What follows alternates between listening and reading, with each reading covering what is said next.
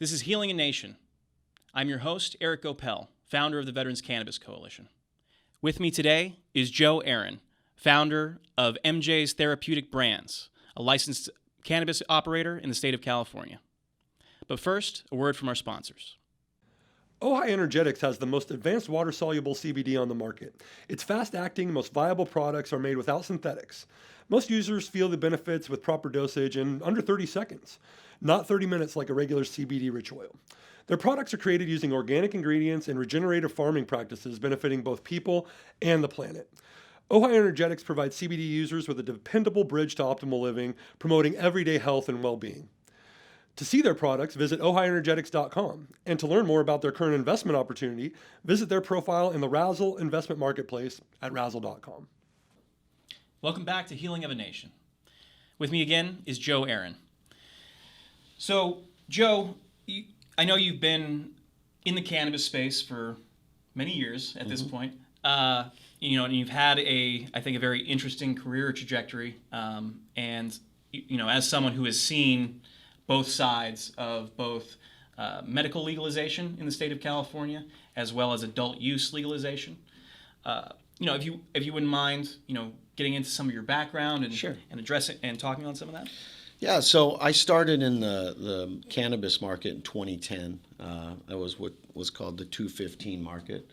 And at that time it was medical cannabis, but for the most part it was mostly recreational cannabis, and we all just pretended it was medical. And I personally, use cannabis medically. I use cannabis recreationally, and I kind of did a little research way back when to figure out, are there other products that were made prior to cannabis being and hemp being illegal back in 1937 when they put the marijuana tax stamp law into place. And what I found, which was interesting, was all the major pharmaceutical companies made cannabis tinctures. Now, they actually used alcohol and cannabis oil, mixed them together, and you pretty much had to drink alcohol to get your cannabinoids. Right. I started off where they stopped, and I tried to develop products that didn't have the alcohol. And with all the new extraction methods and stuff, I created a line of products. And at that time, I made them to actually get a person, high in a sense. I didn't realize the medical benefits until about 2014. And I had a mayor in a San Diego city came to me and asked me for help, and I put him on the protocol, and about 45 days later he went into remission from squamous cell carcinoma. He had tumors in his arms and in his neck still, and at that point I was actually one of the first people to bring CBD into the market, and my friend had grown some strains, and I bought all the oils from him and made these products. And that was 10 years ago, and it's been quite a journey since, transitioning from the legal Prop 215 market into the new recreational market was a huge challenge for, I'd say, 95% of the people in that original market. Most of them didn't make it. The cost to enter was too high. Yeah. And the amount of tax and regulation is overburdened most of them. I was fortunate enough to have a friend who saw what I did and helped me get into the market. It's been up and down. Unfortunately, I feel as if the legal recreational market now doesn't really care too much about the medical side. And I definitely agree with you there. Their products are designed to get you high, and that's great. I think people get a therapy and a benefit from that. But I work on the opposite spectrum. I'm in a low-dose format, and it's been great. I've had incredible success, and I love helping people. I haven't done it for the money, and it's kind of been a blessing in disguise, because I've watched these large companies go under, thinking that they were going to operate under the 215, model, and then realized, well, you got to pay tax, and we have to regulate and all, Right. and so a lot of them couldn't transition. Some of the good ones have, but there's still a lot of people out there that really want to do a good deed for someone, and they just can't get into that market. Yeah, and just for some background for viewers who are either in California and not familiar with Proposition 215, or from out of state. So Proposition 215 passed in 1996 as a ballot referendum that was led by such luminaries in the cannabis community as Dennis Perone and Brownie Mary Rathbun. Prop 215 established what would become, for the next 20 years, the medicinal cannabis market, so to speak, in the state of California. But every locality, just as they have under Prop 64, which is the adult use legalization law, has had a different approach to how they've wanted to engage with the cannabis industry, whether they've wanted to engage with it, and how they've decided to regulate it. In adult use days, which we are in today, and since 2016, I think over 70% of localities still prohibit cannabis licensing of any kind. So there are patients and consumers, even in a very large state of close to 40 million people, who have very limited access, which is not necessarily something I think people would understand, not being in the state. And certainly, if you were a patient in 2014 versus being a patient in 2020, your experience is also very different, and affordability has become a major issue. So, and that's not even to speak to, I think, one of the things that you addressed, which was the disappearance of medical cannabis products from the market, because there was such a mentality, or such a, I think, this thought that like the money was in recreational use or adult use, right? And I don't really distinguish between recreational and medicinal use, because it's essentially like you're ingesting cannabinoids, whether you're smoking flower or eating an edible or taking a tincture. And those cannabinoids have an effect on your body, through your endocannabinoid system. So whatever your intent is behind it, it is still having, in many people, a therapeutic effect. Mm-hmm. So now, the power of cannabis, however, and the power of individual cannabinoids and cannabinoids working in synergy, comes from finding the right cannabinoid, at the right dosage, in the right format, which is something that Joe's products, your products, I think have really embraced, and trying to. I'm not going to get to, I'll let you speak to it, obviously, sure. But as a patient advocate myself. And for folks who might be hesitant to try flower, something like a roll-on here, mm-hmm. Is for me one of the best ways to introduce someone to cannabis in a form that is guaranteed not to change their cognition or get them high or anything like that, but will still have an effect. So if you wouldn't mind talking about the logic behind the protocol that you've developed and how the different formats of products sort of work together. Sure. So a phrase I coined was the cornerstones of therapeutic cannabis is really the design, the dose, and the delivery of the product into the body. My protocols bypass the liver and the lungs. You don't smoke it. You don't have to eat it as an edible. It's taken oral, sublingual, topical, and suppositories. And it's not really a tincture. It's a serum. These products can be used orally, topically, anywhere.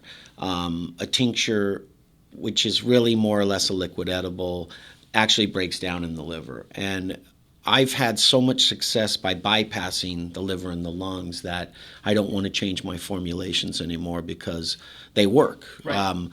And so what I do is I look more along, as you mentioned before, the spectrum of cannabinoids. Mm-hmm. Sorry about that. The spectrum of cannabinoids. And what that really means is you have CBD on one side of the spectrum and you have THC on the other side. And in between all of those are all the minor cannabinoids and terpenes as well, and flavonoids. So what my goal is to try and create a multiple spectrum by taking multiple full spectrum oils and blending them together into one. That causes what I call the warm blanket effect. And what I try to tell people that may not have a lot of knowledge about cannabinoids is if your body was a Christmas tree and you had billions of lights on your tree, those are your receptors. They're on every cell in your body, from your skin to your immune system to your brain. And what happens is when you tease your body with cannabinoids, it activates these cell receptors to turn on. The more you excite them, the more they start signaling the body to do what I call self-healing. Our bodies are designed to heal themselves, and mostly of it is done through your immune system. And so what I try to do is develop products and protocols that will keep the person in what's called the therapeutic range. And for my cancer patients, it's 24 hours a day. They take doses of different types of products throughout the day. And in the evening, they take a nighttime formula plus a suppository. That way, they're actually getting cannabinoids while they're sleeping.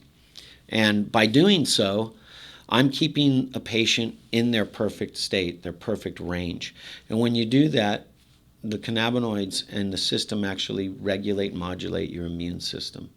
And that's truly what kills cancer naturally. It's through a process called apoptosis. And you ask any oncologist, how do you kill cancer naturally? Through your immune system. And that's where I've had a large division with the current protocols, the chemo protocols, because they destroy your immune system. They leave it with you not even be able to fight off any type of infection. Apricot Analytics is a full-service product quality lab for cannabis testing and CBD and hemp testing. They have over a decade of analytical lab experience and have been working with cannabis products since 2005. Apricot Analytics understands the needs of cannabis and hemp producers because they were producers themselves. They know the challenges, the frustrations, and the dreams of cultivators and manufacturers. They get it because they've been there, and they're here to help. Apricot Analytics tests your products for the good stuff, like THC and CBD concentrations, and helps you identify any of the bad stuff, like pesticides, mold, bacteria, and heavy metals. For more information, go to apricotanalytics.com, or to learn more about their current investment opportunity, go to the Wrazel investment marketplace at wrazel.com. And just to add real quick, one of the first recognized medical uses for a synthetic cannabinoid, but which is chemically identical to THC, dronabinol, or marketed under as Marinol or Syndros. Marinol, yeah. The first time it was approved in 1998 by the FDA, it was for chemo-induced nausea. Mm-hmm. So, and it's funny that essentially the government was fine with prescribing a synthetic version of THC to cancer patients, and yet would deny them denies the concept that cannabis has medicinal value. Right? Yeah. Dronabinol as synthetic THC is a Schedule III drug, and has been since I think 2003 or 6. And Epidiolex, which is 99% CBD and a sesame seed carrier oil, was approved as a Schedule V drug in 2018 and has been now descheduled completely as of 2020. I think a recognition that has very, CBD is no downside to it. Right. There's very little downside to CBD. However, we understand though that despite the demonization of THC, CBD and THC are the workhorses of the spectrum of cannabinoids, and working with those two major molecules is essential, I think, in delivering a real absolutely. It is absolutely essential, and it's really why I believe that there hasn't been more drugs developed on the pharma side, because they all try to take an individual molecule and patent that alone. You can't patent the plant. Right. And the way that cannabinoids work with the body is the whole spectrum is how you benefit the most. And that's really one of the cornerstones to doing it properly. The other cornerstone was the dose that I spoke of. I've had 53 clients that were either metastatic or dealing with every type of cancer. And after 30 days on the protocol, most of them saw the metastatic cancers disappearing. And it's not me that's healing them. They're doing it themselves. They're utilizing the cannabinoids and dosing it properly. And their body is actually, their immune system mostly is being modulated into what's called homeostasis. And when it's in that state, it recognizes cancer in the body and it'll send a signal to kill it. And it's really, to me, if every person on the planet was taking cannabinoids, we'd have a lot healthier planet. We'd have a lot less death, and the side effects are really minimal. One of the main points I make with people, because I do have a lot of older people that come to me, and they're afraid of getting high. So one of the things I do is I keep a lot of the cannabinoids in their acidic form. There's no high, there's no psychotropic effect. THCA is the main ingredient in this. This is actually a new pump spray. It's an oil. And then this is a roll-on, which is also THCA. These are both tetrahydrocannabinolic acid. There's no high to them. You don't really absorb into the bloodstream through the skin anyways. Right. And then I have a few other products along with a few more, but for the most part, I'm trying to feed the body X amount of cannabinoids every 3 hours in order to keep them in what's called the therapeutic range. And by doing so, the success rate has been, phenomenal, really. Right. I mean, and that's the reality, right? Like, cannabis doesn't work by magic. There are active compounds in the plant, over 100 of them, Yep. in various forms. So even something like THC, right? You have THC, which is the deep carboxylated version Yep. of it, right? You have THCA, which is called an acidic precursor, and that's what THC is in the plant before it's heated. Yep. Then you also have I don't know if they call them analogs, but like THCV, Yep, yep. THC Varin, Yep. which has different, similar but different properties, and that's just two variations of THC, Yeah. and there are far more. There are variations of the CBD molecule. There's the Quite a few. mother cannabinoid Yep. molecule, CBG, of which THC and CBD synthesize Into, into, yeah, right? yeah. And in your body you have, I don't know how many receptors, but you have two major types of receptors that cannabinoids will bind to. Yep. Your CB1 and your CB2 receptors. Yep. And this I need to clarify me for this, but I know that there's like CB1 is concentrated in one part of the body, and like CB2 is distributed. So right? CB1 is mostly brain, Mostly brain, central nervous system, some peripheral organs. CB2 is the skin and peripheral organs. It's shocking that people don't understand how important the topical application is. Skin's your biggest organ. Yeah, and what's crazy about it is your skin cells have a direct link to your immune system. And it's one of the only systems where they have a feedback, biofeedback to it. So you apply topically, the skin cell sends a message to the immune system. Immune system says, oh, you've got a problem with your skin. Sends a signal back to the skin cell for epidermal homeostasis.